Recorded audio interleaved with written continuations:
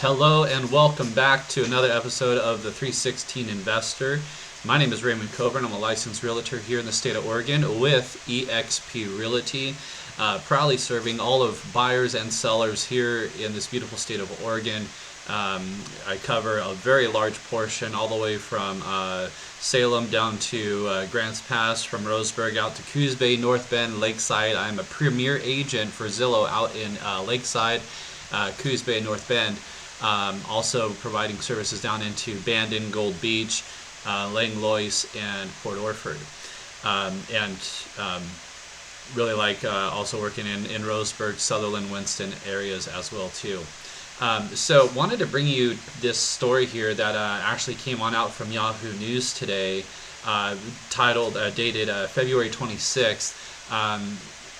It was actually a very well-known issue that we've been seeing in the real estate industry lately as of recent, and it has a lot to do with title pirates. For those of you that don't know what title pirates is, my early days of being a realtor found myself getting called in to potentially list properties that were being sold by folks that actually did not even own the property.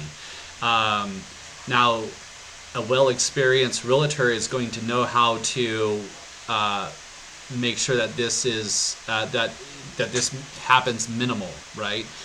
There's certain ways that we have of finding out who actually owns the property, getting proper documentation, and verifying who owns the property.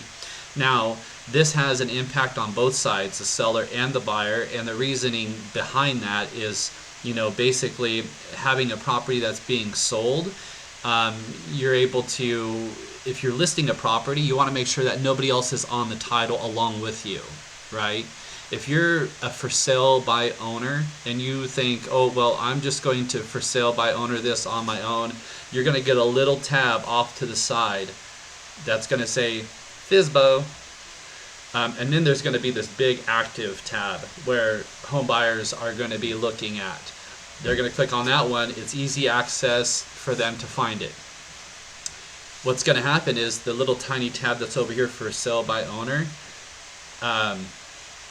wholesalers, scammers, along the whole entire process of that will be nonstop calling you and texting you. I like to help for sale by owners to actually get it listed. Reasoning behind that is because in the process of working with me as your listing agent is I'm going to be finding out is are there any other people on title that maybe should not be on title, or if they are on title prior to listing, let's find out who is all on title, right? And if there's some type of title hack or some type of title issues where maybe there's certain easements that were not known or discussed, or maybe you purchased a property where easements weren't an issue, but they will be an issue when you go to sell a property on your own. Just because you're for sale by owner doesn't mean you're not held to the same obligation of transferring proper disclosures to the new buyer. So there's a lot of unknowns that even you as the seller may not even know.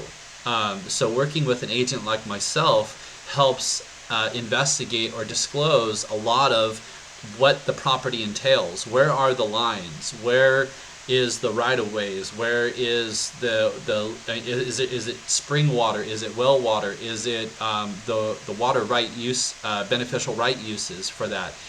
If it's a vacant land, right, you want to know what type of land uses or buildable zonage that you might have or may not have. What can you do on the property as opposed to either county, state, or any other entity that might be governing your certain areas and rules, CC&Rs. If you're living in an HOA area where HOAs are prevalent, then you may want to know, what the new buyer may want to know what is a good what's included in the HOA. So with this being said here, I'm not going to hop off too much off the topic, so beware of title pirates. This new real estate scam could cost you big money. Now, specifically, mainly for buyers, purchasing property from FSBOs or purchasing property from even other agents. that may not have done the due diligence to list the property, knowing that person that's selling the property is actually the real owner.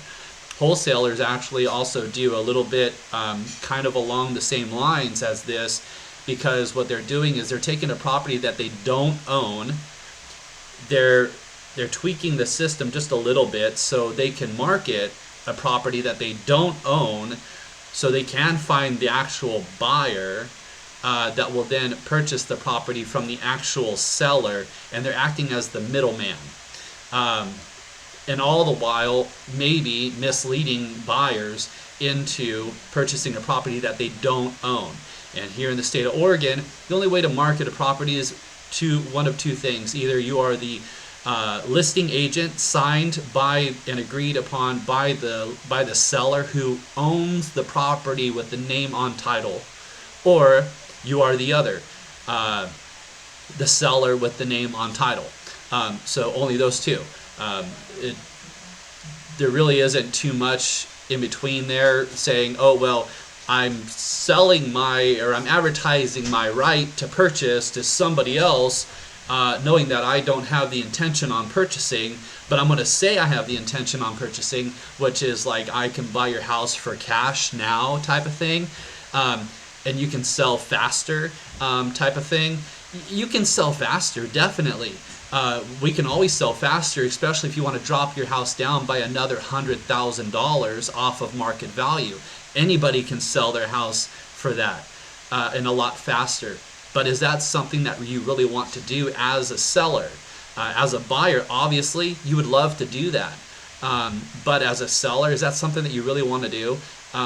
That's why working with a licensed agent such as myself to help you navigate and negotiate those certain terms where it's more beneficial to you as a seller. Now, advocating on either side, either the listing side or the buyer side, do very good at. So in negotiations, knowing the market, knowing certain tactics and trends on how and why certain properties might be more beneficial for my clients based off of their search criteria is going to help my clients make sure that they're getting a good deal, either on buying or selling. And so flip-flopping from both sides and my knowledge and experience in working in both sides, I used to be a wholesaler, and I've transitioned those ideas and thought patterns, and not so much the thought patterns, but mainly the ideas of getting better deals, knowing how to negotiate from that. I no longer wholesale, but I know how wholesalers work. I know, I know the plans, and I know the tactics that they have, and I just make sure I do my best to help people not get scammed by a lot of, not so much wholesalers, but also wholesalers kind of in a way, but mainly title pirates. So let's get right into it here. The Yahoo News article came out here. Hearst magazines and Yahoo may earn commissions to revenue or some items through these links. So just clicking on, if you come across this article, you'll see that that's their little disclosure. So this real estate inquiry started like most do. A seller reached out over email expressing interest in putting up a piece of vacant land for sale, recalls Katie Hanner, a licensed realtor and broker owner of Thrive Realty in the Austin suburbs. The list price suggested was slightly under market value, just enough to attract an interested buyer for a fast sale, but not so low that it would raise eyebrows. Again, nothing that seemed widely unusual, Hanner says. In today's world, plenty of real sellers start conversations over email, text, or through an agent's website. It's how we do business. But in her intuition that something was off kicked in when the seller wouldn't meet in person or take a phone call. So Hanner drove out to the property in Leander, a suburb of Austin, and that's when everything unraveled. The land was being asked to sell was next to other vacant lots, all owned by the same person. She was able to track down the actual owner who had some on an adjacent lot, and knew nothing of the potential sale, and in fact had no intent to list the lot. Left unchecked, a buyer could have wired hundreds and thousands of dollars to a fake seller, and the title insurance agency would have been on the hook to pay for the expenses. Title pirates, scammers who hijack property ownership to make quick illegal sales, are becoming an increasing concern, particularly as real estate transactions shift to digital platforms. According to Hanner, that realtor, this type of scam highlights a significant vulnerability in public records and raises an important question: why is it so easy for bad actors to steal a property title in the first place? Here's what the real estate experts want you to know about how to spot this fast-growing scam. I as well. So let me just back up on this a little bit. Last year, I had basically the same thing happen to me. I was called up by, actually messaged. They never returned, very similar to this, they actually never returned my call. And they would only respond back via text. And they would give me the address, they would give me their first and last name. It matched the name that was on title that I was able to pull up. So it was a vacant lot, they wanted me to list it, and come to find out, when they said, when they pulled up, when they said it's just a vacant land lot, I said, okay, no problem, we'll go ahead and we'll list it. And then when I was about to write up my listing agreement to send it to this seller, I noticed in the report that I get, and this is something that gave me a red flag, was there was additions to the property, recent additions, 2023 and 2024 additions. That indicated that there was actually a house built on this vacant lot that the seller said that it was just a vacant lot, there's no home there.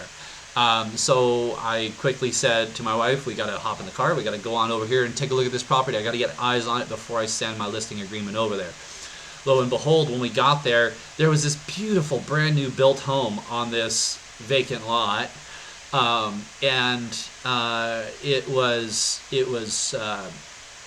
was there to take pictures to show proof. There is a house here, and I have to send it to my principal broker and find out what's going on here. At the same time I'm taking the pictures, a gentleman walks up behind me and says, hey, can I help you with anything? And I said, yeah, someone's trying to list this property here, but it's supposed to be vacant. And he says, I own the property. He says, well, my family owns the property, and no, we're not looking at trying to list it. So I quickly informed him that somebody had contacted me to try to sell a property that they did not own, and tried to enlist me to list it for them. If we had had a buyer come by and take a look at it, and it was vacant, let's say if it was vacant and there wasn't a house there, nobody would have known if I had looked at the modifications to the property, like additions, built on houses and stuff like that. So with that being said, quickly, and then the actual person that actually owned the property was a local realtor friend of ours that works at the same brokerage that I do. Was like, hey Ray, I see that you reached out, I heard that you reached out to one of my clients. What happened on that property? And I said, well, somebody reached out to me to try to list that property, and I found out that they actually weren't even the owners. So this is very true, and the reason why I want to get this out to everybody out there is that being a seller, this can happen to you. Being a buyer, this definitely can happen to you. Purchasing a property from an unknowing agent who maybe listed a property that didn't know how, or had the suspicion, hey, this might be a little weird, and maybe they have so many listings coming in and they just might have slipped on checking the details out on the ownership of it, could cost a buyer a lot, hundreds and thousands of dollars in money. in doing so. That's why working with a licensed agent such as myself or any other your favorite licensed agent can help facilitate that transaction, making sure that the home that you're buying is titled to the right person, and that if it's a for sale by owner, typically you might run into more of this. Being that a for sale by owner, they're going to maybe not even be the actual owner, but for sale by owners are free to list because there's no verification, there's no disclosures typically, and a seller could basically say whatever they want to and not really be upfront held accountable for it. But working with an agent on both sides helps facilitate that obligation, putting out latent defects, material defects of a property within disclosures about proper ownership. Do you have the right to own it? Within the SPDS, which is a seller's property disclosure statement, that is the number one top question. Do you have the legal right to sell this property? And if it's selected yes, then automatically that seller, that person that is being identified with their email address, phone number, and if it gets a little suspicious, I'll even sometimes ask for a photo ID. Because then, and make sure that I have phone call conversations with them. If I can't meet with them in person, then I typically always ask for at least a photo ID to kind of verify, because it's my obligation to make sure that I'm obviously listing a property that this person is the actual owner of, and that basically if I do sell the property, that with all my hard work, that I actually get paid to do it too as well. Because ultimately, if the seller's not there and the seller's fictitious, guess what? You're doing all this work as an agent and you're not getting paid for it. And you're doing paid marketing, you're doing everything else. So with that being said, how do title pirates steal titles? The majority of people who are looking to buy a home set up showings for homes and tour open houses with their real estate agents. There's usually no question as to who owns those homes. The title pirate scam, though, has historically been more likely to affect investors looking to buy up land out of town, buyers doing a sight unseen purchase, or those who are looking to buy a lot for new built homes. Vacant land, second homes, rental properties, or any homes where the owner isn't actively present has been the prime target for title pirates, Hanner says. But according to the real estate professionals I talked with, the article here, the title pirates have become increasingly brazen in recent years. Los Angeles real estate agent Wesley Kang, founder of Realtor 1099 Cafe, said one of his clients was going through a divorce, and during the chaos, a scammer monitoring the county records filed a fake deed on the couple's house. They're getting scary sophisticated, he says. So how can a scammer get a hold of your home's title so easily? These scammers grab your information off public records, fake some signatures, pay off some sketchy notary, and boom, they've bought your house or land on paper, King says. Unfortunately, once that fake deed gets filed, it can appear like a real deed to banks, title officers, buyers, and real estate agents. How common is title fraud? The title fraud is on the rise in 2023 and going into 2024, and I'm pretty sure it's going to get even more sophisticated in 2025. The FBI received about 900,000 complaints of real estate related crimes, and of these, more than 9,500 were for title fraud, according to the FBI Internet Crime Report that David Jaworski, Executive Vice President of Business Development, Chicago-based Proper Title, points to. These scammers, he says, are working around the clock to find any weaknesses in the home buying and selling process. And their techniques get more sophisticated as they're using AI to generate fake documents that are harder to detect. Zawoski says, it takes an extremely vigilant title insurer that stays educated on the latest techniques to spot these scammers, he says.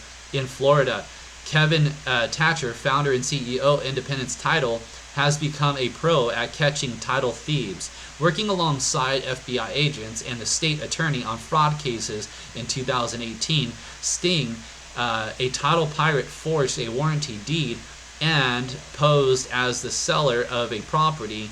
Thatcher immediately noticed red flags in the paperwork, such as a mortgage that had been paid off 6 years before it was recorded with the county clerk. The scammer refused to connect Thatcher with the actual homeowner who he reportedly was representing. So here, let's slow down. The scammer refused to connect Thatcher, the title officer, with the actual homeowner. What does this sound like?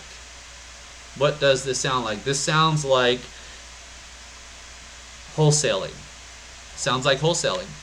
There is a middleman, scammer in this case, right here, scammer, refused to connect the title officer with the actual homeowner.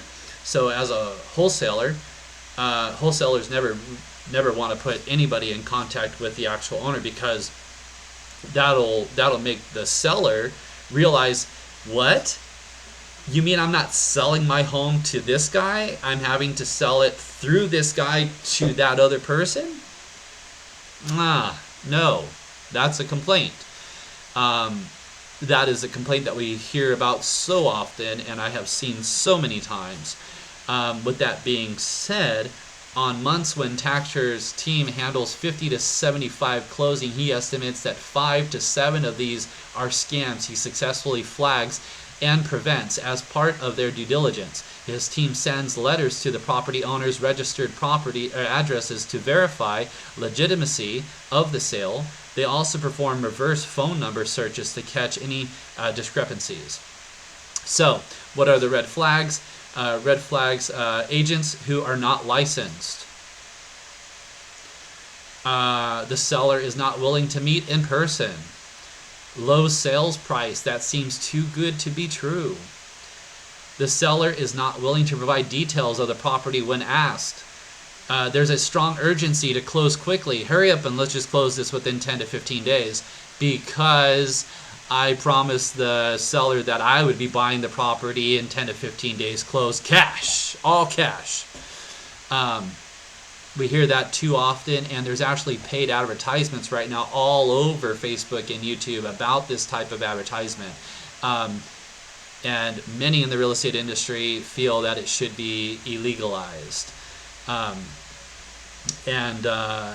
There's a strong urgency to close quickly. How are title pirates stopped? We got to slow down just enough to ask the question scammers don't want us to ask, Hanner says. That means insisting on phone calls and video verification, verifying identities through multiple sources, comparing signatures with county records, cross-checking seller details, and involving trusted title companies that know what to look for. And if a seller pushes back, if they refuse to meet, refuse to verify, refuse to follow standard procedures, that's not just a red flag, that's a deal breaker, she says. So, why did I make this video? So then that way buyers and sellers know exactly why working with a licensed realtor such as myself is super important. These are the red flags that we get paid to do, to get paid to work for and perform. These are the type of works set aside from making sure that there is full transparency and full disclosure between the buyer and the seller, that both are on the same educated understanding levels and pages, that hey, you're buying this house, it may leak here, it may have mold over there, the roof could have about maybe only 12 months on it, certain material defects, right? Certain disclosures. Does that property on that side of that corner actually belong to that neighbor, or does it belong to the seller? Is there an easement in between? Is the property, has it ever had certain inspections? Are there radon inspections? Are there asbestos, lead-based paint disclosures? Certain things that first-time and seasoned home buyers need to know. Also, certain proper documentations for disclosures that certain lenders also need to have, such as certain disclosures like lead-based paint, asbestos paint, helping facilitate the transaction and the timing of inspections and appraisals, making sure that the buyers are aware who pays for the appraisal, who pays for the inspection, who negotiates that. To make sure that it's a better deal on a give and take basis, and so that way at the end of the day the transaction is balanced. With that being said, if you are looking to buy or sell a property here in the state of Oregon, please feel free to contact me down below. I make sure that I keep up to date on all of the new and upcoming scam and red flag reports that are out there. My experience as an investor and education as a licensed realtor here in the state of Oregon with EXP can help you facilitate your transaction and make it simple and enjoyable. Buying a home should be enjoyable. Selling a home should be enjoyable, because you're making life-changing decisions. It's big and it should be enjoyable. Starting a new life somewhere, whatever certain events that take place in your life should be enjoyable for the most part. Buying a house is one of those enjoyments that you should enjoy. So again, working with me, myself, Raymond Coburn with EXP Realty, I'll be happy to help you make your dreams of either selling or buying your home a reality today. So please feel free to give me a call. My phone number is 949-891-4426. Again, 949-891-4426. And I do service a very large portion here in Oregon, Southern Oregon, Coos Bay, North Bend, Lakeside, Charleston, Empire, Bandon, Langlois, Gold Beach, Cottage Grove, Eugene, Salem, Roseburg, Myrtle Creek, Winston, Sutherland, Grants Pass. So, and 10 Mile out to Rogue River as well, and anywhere in between. Please feel free to give me a call today, and I'll be happy to work with you. Have a great day, and thank you for watching.